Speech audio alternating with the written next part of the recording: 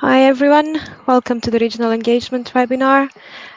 Today we're featuring Ingrid Dillo, Deputy Director at DANS and the RDA Council, Sara Jones, Associate Director at the Digital Curation Centre and RDA Regional Engagement Task, Sara Garavelli, Project Manager at Trust IT Services and an RDA Europe Coordinator. My name is Alexandra Del Palta. I will be moderating today's webinar. Thank you so much for joining us today. We are excited to share with you the RDA Regional Engagement Framework and give you an opportunity to interact with our presenters and ask questions.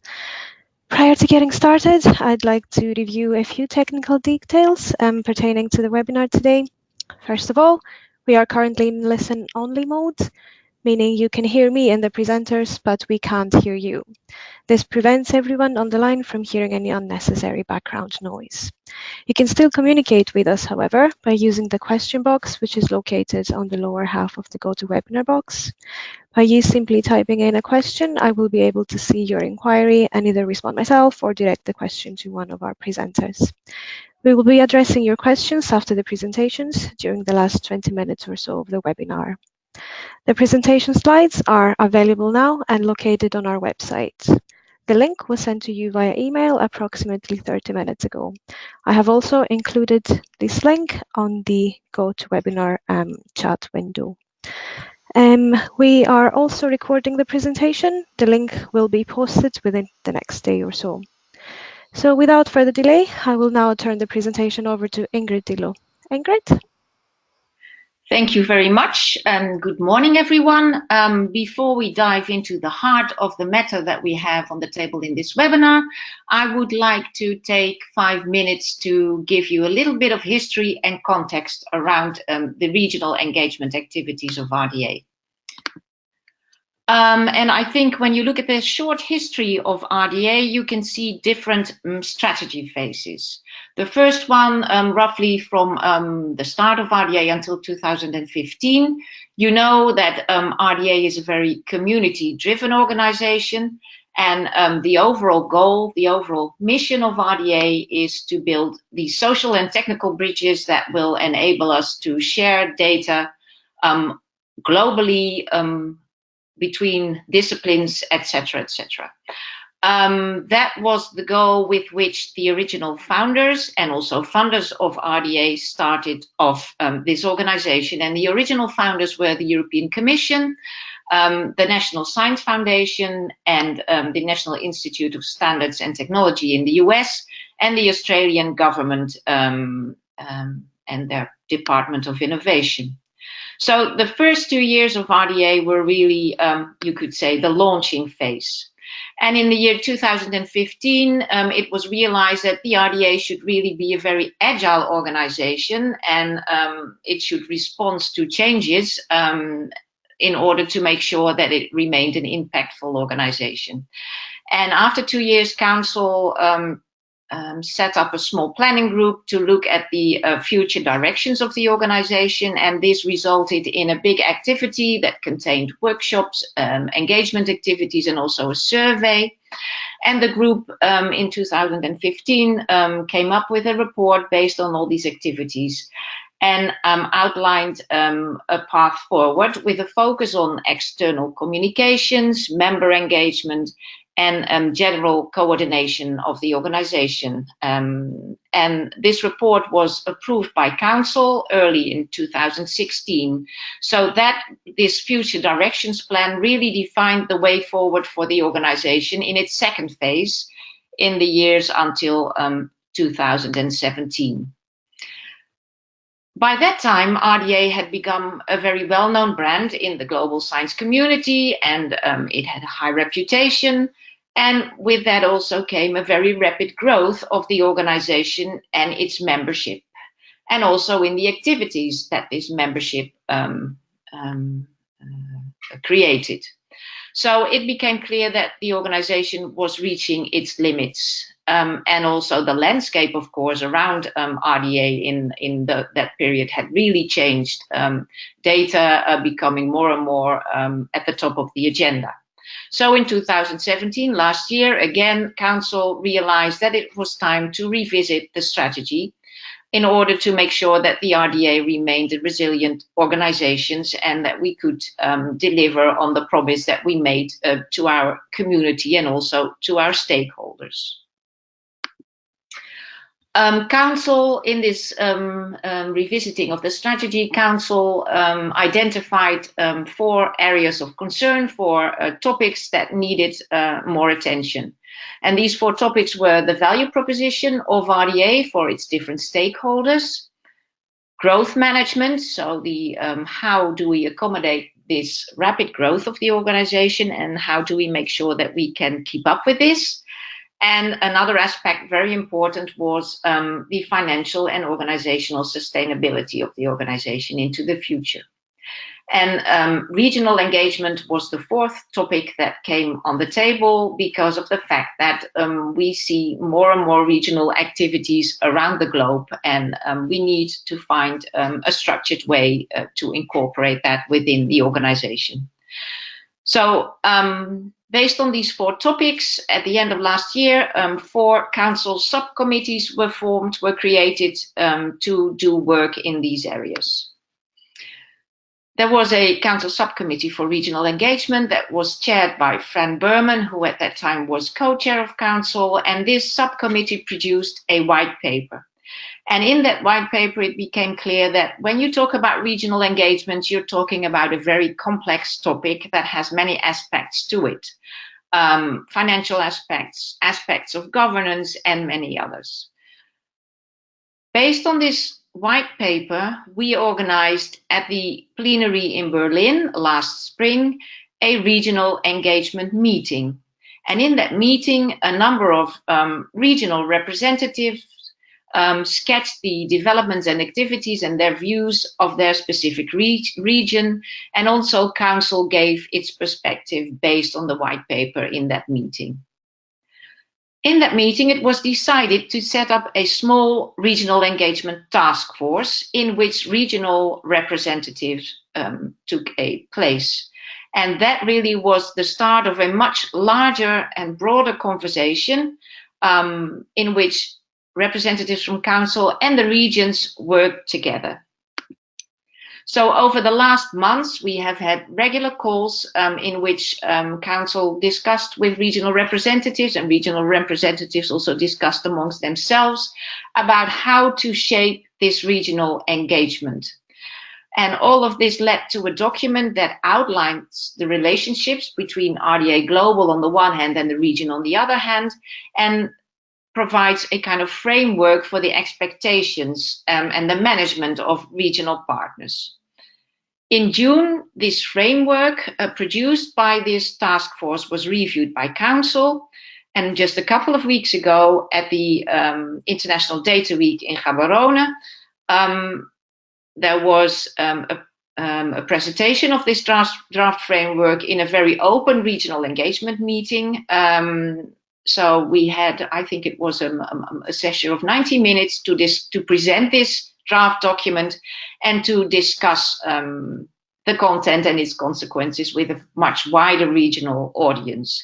And that is more or less where we are at this point in time. And we are now organizing these webinars to also inform people who were not able to be in Gaborone, and to have a discussion with as wide an audience as possible on this very important topic for RDA. And with this, I think I have come to the end of what I would like to say to you to start off this topic. And now we go to Sara, who will talk about the heart of the matter. So Sara, I now make you organizer, presenter. So yeah, perfect. Thank you very much, Ingrid. So I will just put this on slideshow, and hopefully this will click onto slideshow. Yeah, there we go. And what I'm going to cover is, as Ingrid was explaining, I was one of the members of the Regional Engagement Task Force. So what I want to do is talk you through why this has come about, a little bit building on what Ingrid has already said, and then talk you through the framework that is being proposed. At the moment, this is out for consultation, so we really want to take time today on the webinar to get your feedback, and also to encourage you to send feedback to the Secretariat and to the group as a whole, so that we can, make any revisions that are needed so that this works for you. So the background to this really is, as Ingrid was saying, is to make RDA sustainable. There's been a rapid growth of RDA. It's only been in place for 5 years, but within that time it's grown to 7,500 individual members.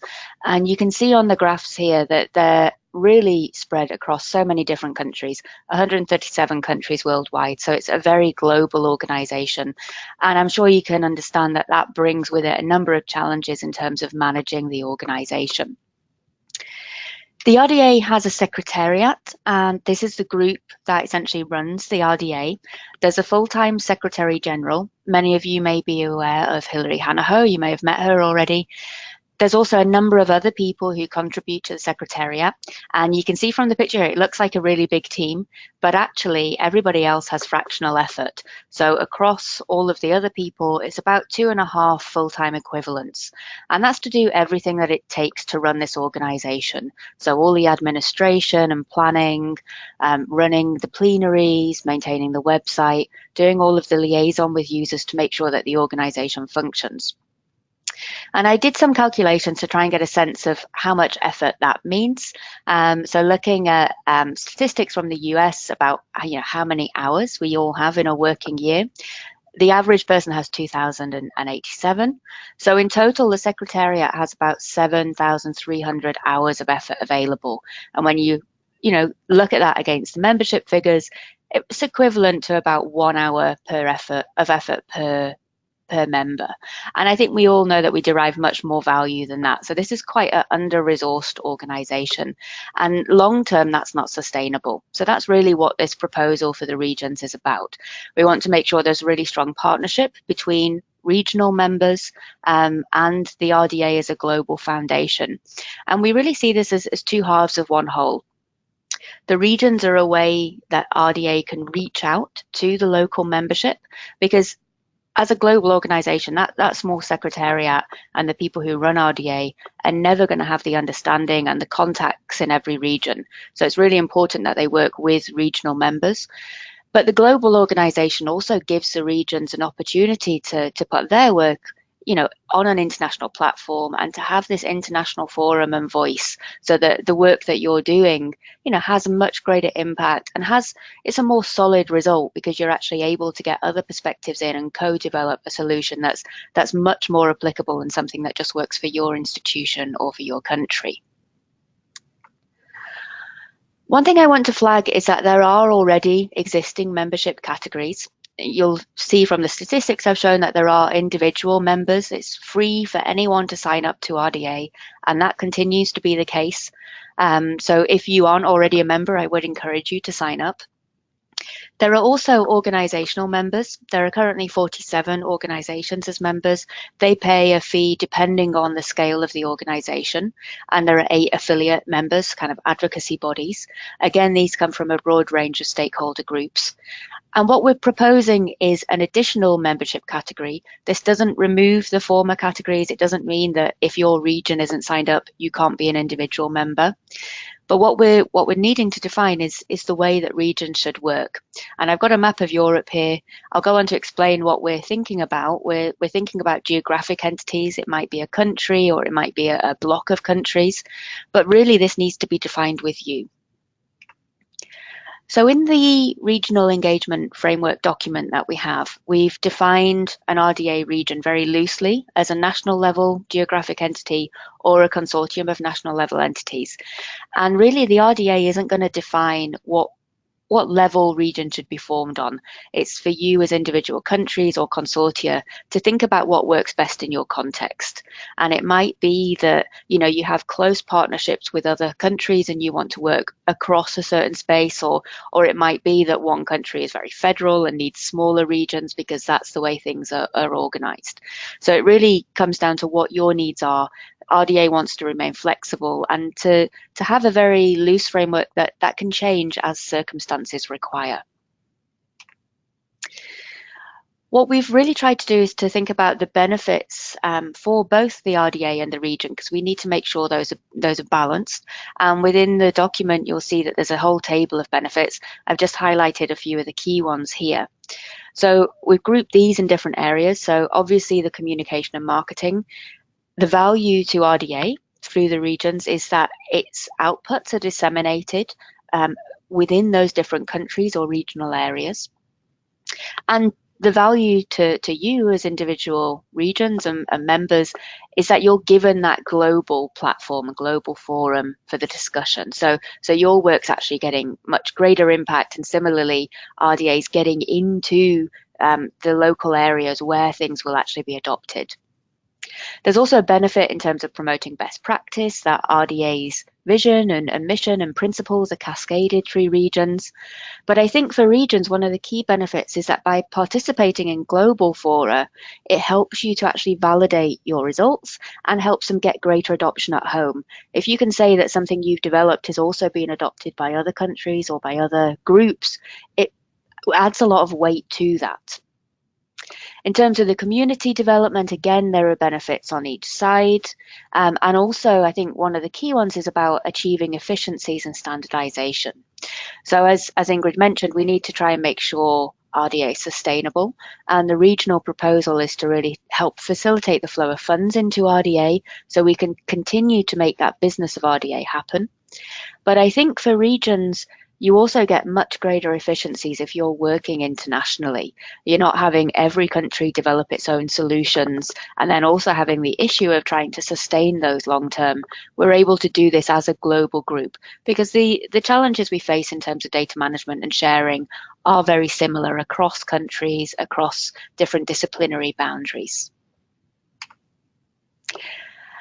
We're also looking, the part of the framework we have is to have contributions both from regional members and from the RDA.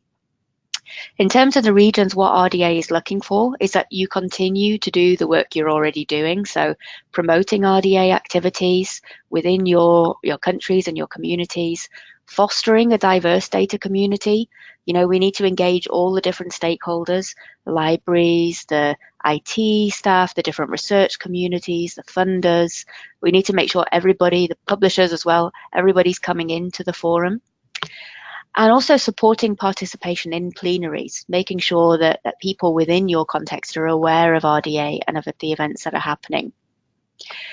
We're also looking for financial contributions from regions, and these are scaled by GDP, and I'll go on to explain about that, as well as staff time to the Secretariat, so in-kind support based on what expertise you have in the region that could be offered.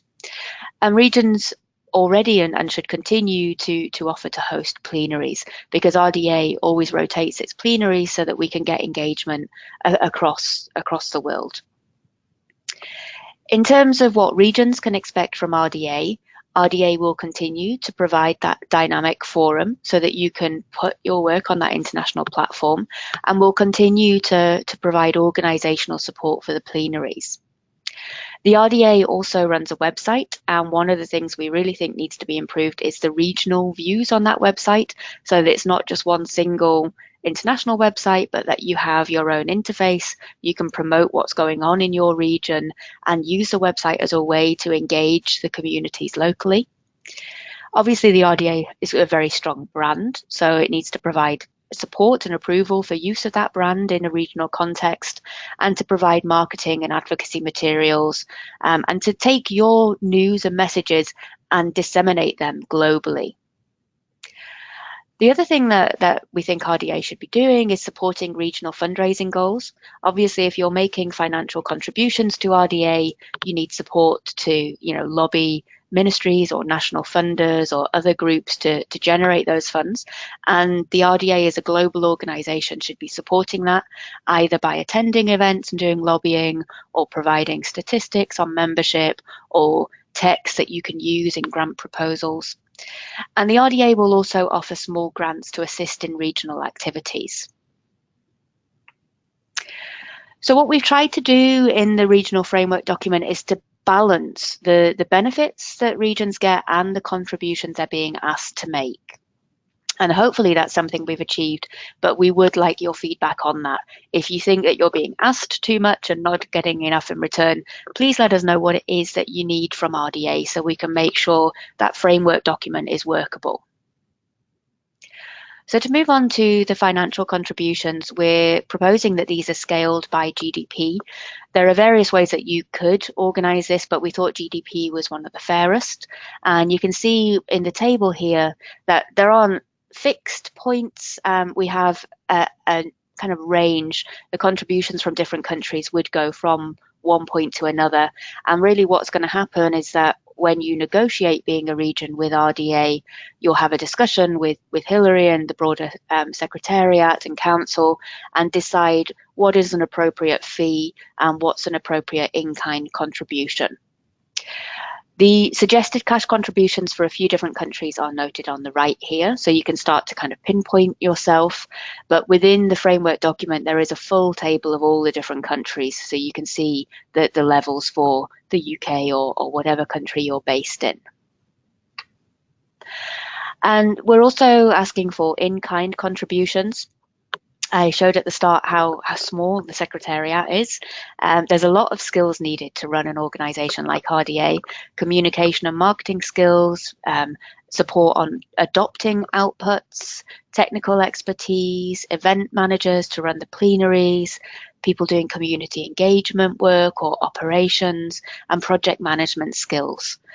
And what we're looking for is for regions to draw on their own expertise and staff that they could contribute in kind, and again to negotiate with the RDA Foundation to see what expertise they could provide that will fit into the existing team. One point to note is that all support staff should be fluent in written and spoken English because that's the main language of the RDA. And there's also some proposed new governance structures because we think it's really critical that if regions are being asked to contribute financially and in kind, that they have a strong voice in RDA. And the diagram of the RDA structure has been revised. I've added some orange boxes here so that I can just flag the new boards in more detail. There will be a regional assembly. And this will give both contributing existing regions, but also new and aspiring regions a voice in the business and strategy of RDA.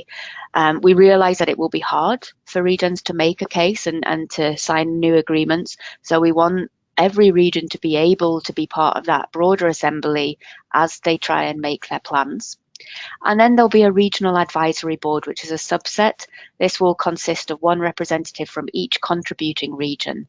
And the regional advisory board will elect co-chairs to participate on council as observers. And you can see, I don't know if you see my mouse, but the regional assembly is here. It's kind of in parallel to the organisational advisory board.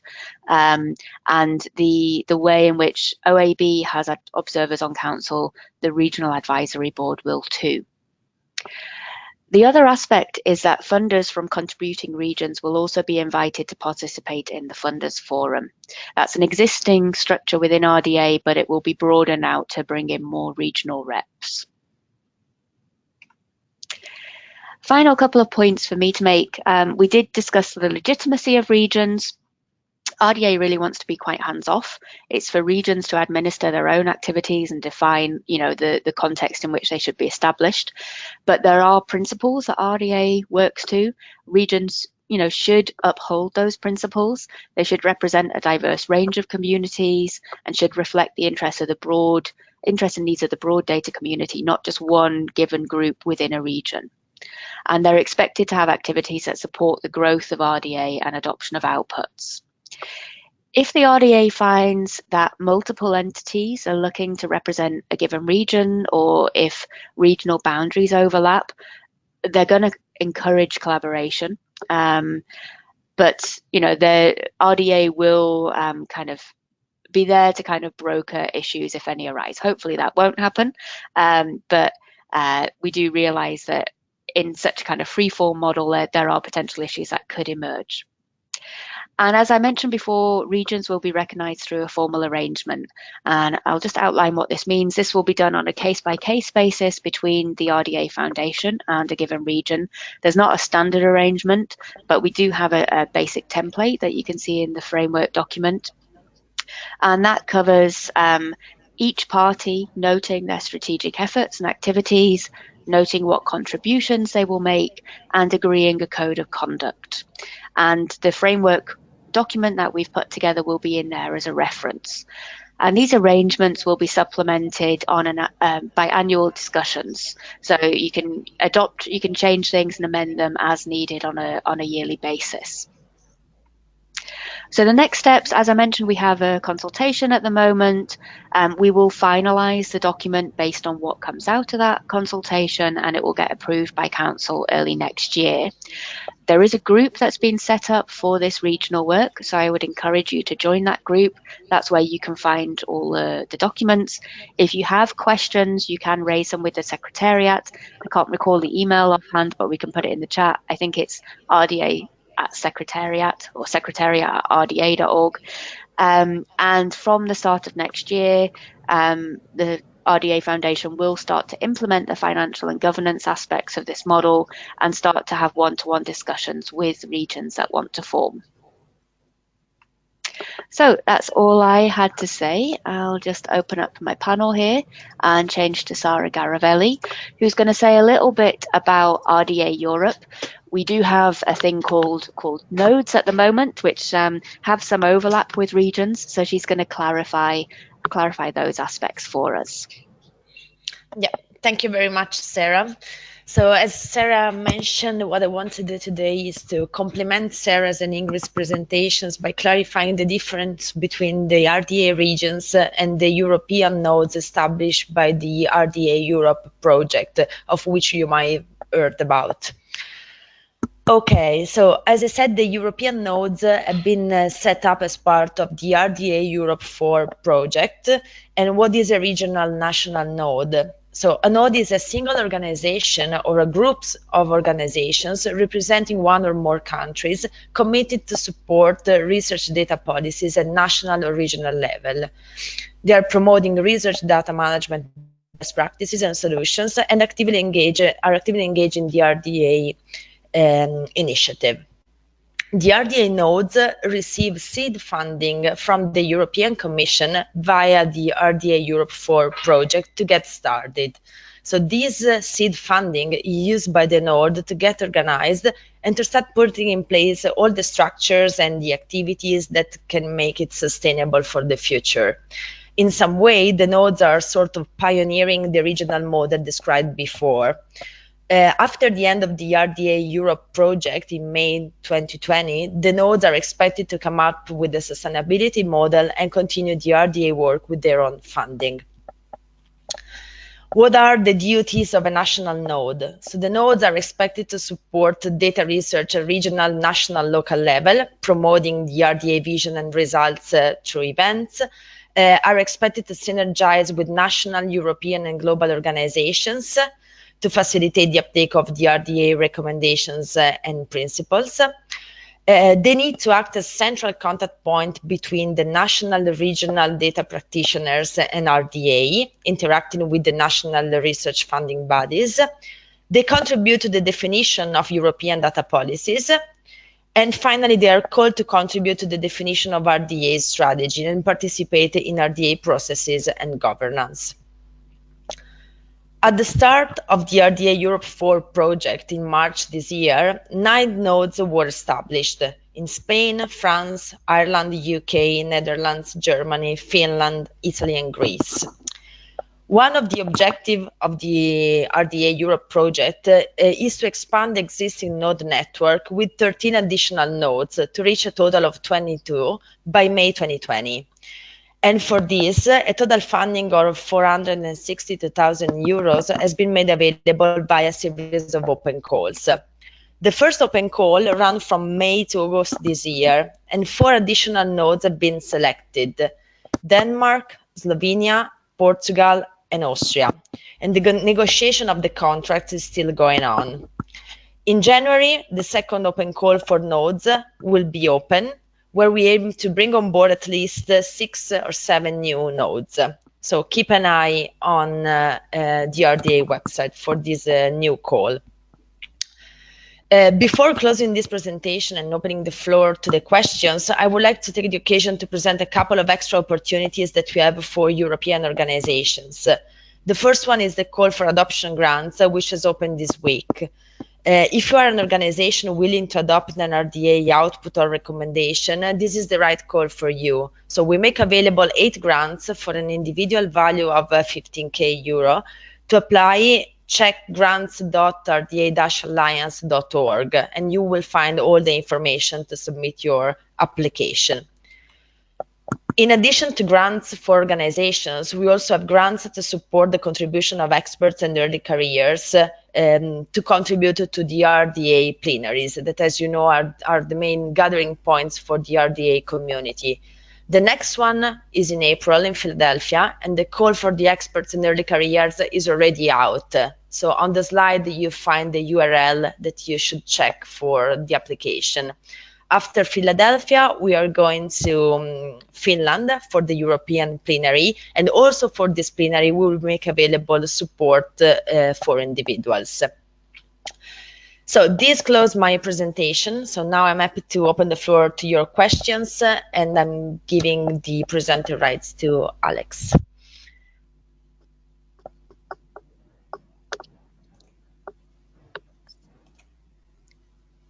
Okay. So the first question, oops.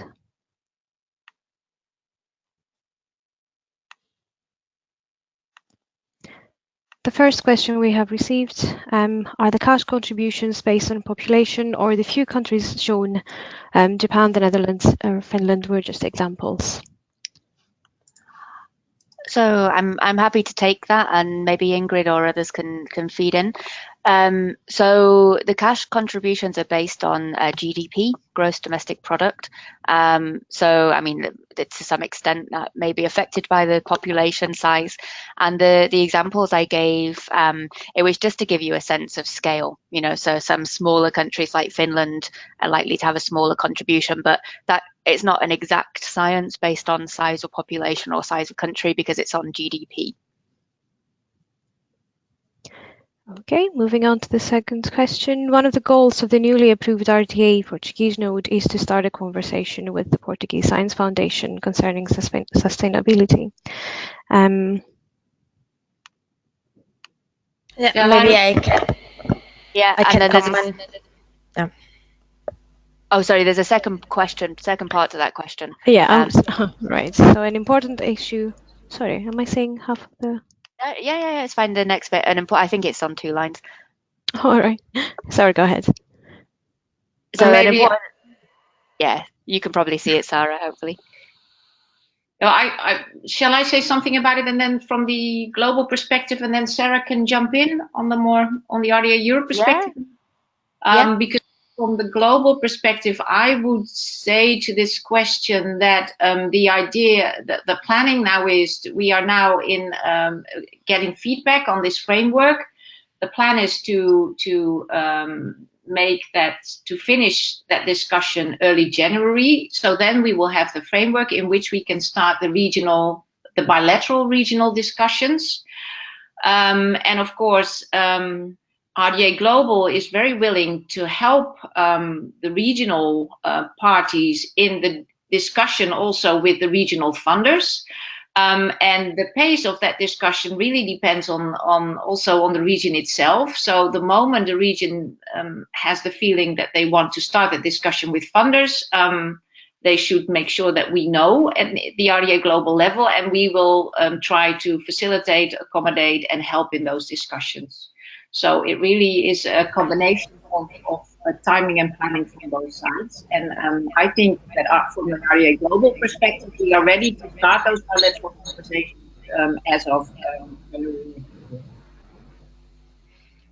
Yeah, I just want to echo Ingrid's words, and I just wanted to say that the fact of having a European national node in place doesn't exclude the possibility to start thinking about the region. Actually, that's really one of the purpose. So, yeah, and I'd echo that too. The way we've kind of framed the funding we're giving to RDA Europe nodes is that this is seed funding. I mean, I think Europe's actually a huge advantage because there's a project which is awarding funding for you to essentially start to establish your work, and you should really grasp that opportunity and use it to build the networks you need to do the lobbying on a national level with funders and other groups, because then hopefully you will have something more sustainable and something that can transfer into an RDA region.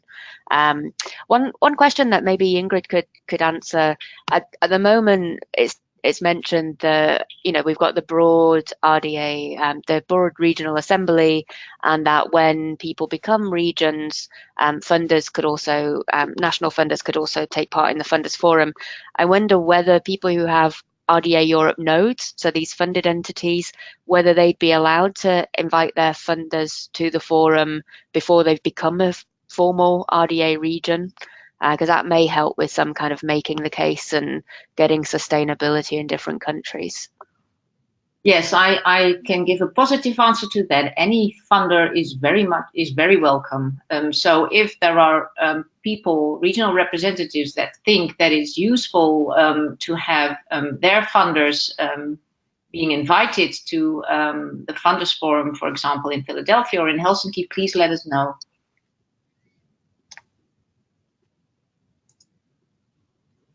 Great. Okay, moving on to the third question. You did not mention at all the RDA Ambassador Program and how this may link or not to the RDA regional engagement. Maybe do you want to take that, Sara? Yeah. Maybe I can say something about this. So I haven't mentioned the ambassadors call as the call is closing today, even if a new call for ambassadors will be open next year. But of course, I mean, the call for ambassadors is another instrument to engage communities in RDA. And of course, it's linked to the regional engagement activities, because the role of the ambassadors will be key to attract new communities to RDA, both at national or European level. So that's the type of interaction between the two. I mean, the purpose is the same. So all the regional engagement efforts and the efforts from the European projects are working to reinforce the RDA community. And that's the link that I see between the two. Okay, next question. It is very different to discuss the region sustainability for a country that has been organizing their community for 5 years, and those are just starting, right?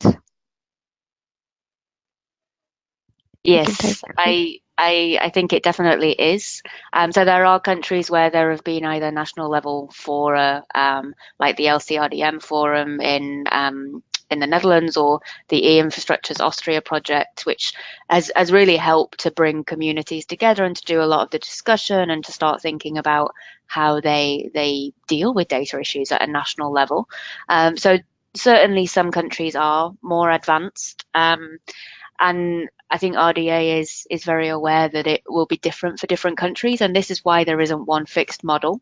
It needs to be flexible so that it meets the needs of different countries. And one thing that we have wondered whether this will happen in the RDA Europe project, potentially in the Eastern European bloc, we don't really have many RDA nodes as yet, and potentially some of those countries may group together if they already have existing working relations and feel that collectively they could do something more. So it might be that people partner up more, or one thing I would always encourage is that you learn lessons from those countries that have got further ahead, who've been doing this for a few years. So inviting them to come and speak in your region to help you make the case to funders or to institutional, like senior management, is definitely useful. But yeah, we accept that it will be harder for some countries. Okay, these are all the questions we currently have. I don't know, is there anything else we need to address at this point? One thing I'd maybe encourage people to do is to look at this framework, but it would be interesting to get people's observations. I mean, are people generally happy with the notion of regions? Do they think this is a workable model for RDA sustainability? If people have huge concerns, that would be useful to know too.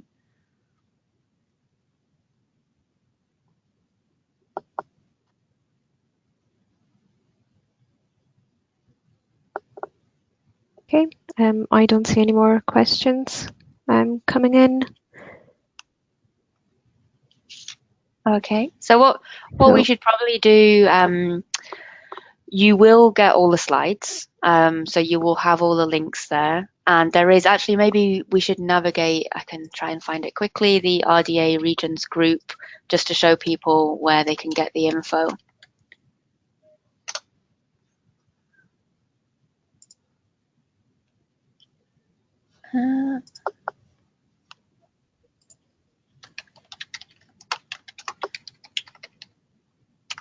Just find that quickly.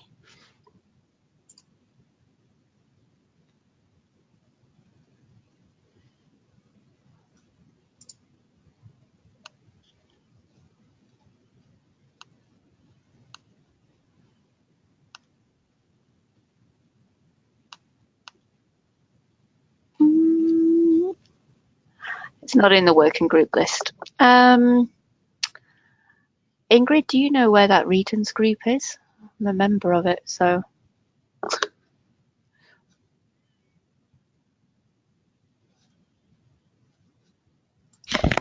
Anyhow, we can send the Yeah. precise instructions where we share the recording of the webinar. Yeah, we will do. And you will also get all the slides. Okay, so it looks like we're just about done, finished for today. So I would like to thank our presenters and thank all of you for joining us today. Hopefully you found everything informative. We will be sending you the link to the recording in the next day or so, along with the presentation slides and the link. If you are not members of RDA, we strongly encourage you to join us and become part of our growing international community by simply registering on our website. Again, thank you all for attending and have a great rest of the day. Thank you. And I did find that link just in time. So it's great. RDA org group, RDA regions. So this is the main discussion group. By all means, join. You'll get all the documents there. And if you've got questions or comments, please do let us know. Okay. Thank you all. Thank you. Bye-bye. Bye-bye. Bye. Bye.